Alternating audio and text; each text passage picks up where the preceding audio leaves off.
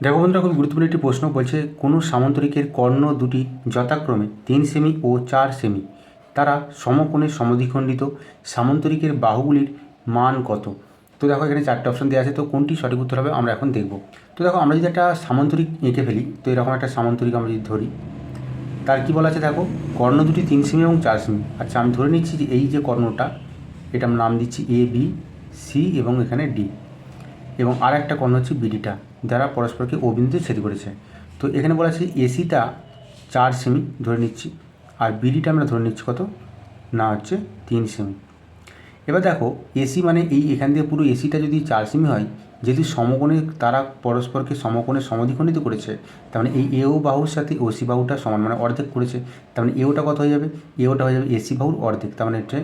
তার মানে হচ্ছে এওটা হচ্ছে এসি বাহুর অর্ধেক, মানে 4/2, মানে হচ্ছে 2 সেমি। তো এইটা হচ্ছে 2 সেমি। আবার দেখো এই যে বিডিটা যদি আমরা আছে যেহেতু, তাহলে এটাকেও সমদ্বিখণ্ডিত করলে পাচ্ছি, বিওটা পাচ্ছি আমরা 3/2, মানে 1.5 সেমি।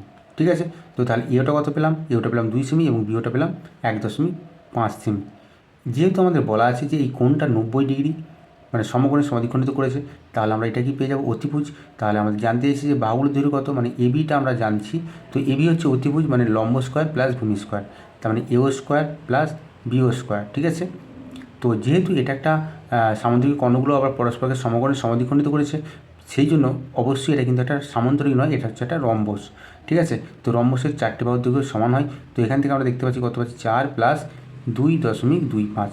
ঠিক আছে, তো এটা যোগ করলে আমরা পাচ্ছি 6.25, মানে আমরা পাচ্ছি 2.5। ঠিক আছে, তাহলে এই যে বাহুগুলো, এই বাহুগুলো কত সেমি করে না, 2.5 সেমি করে।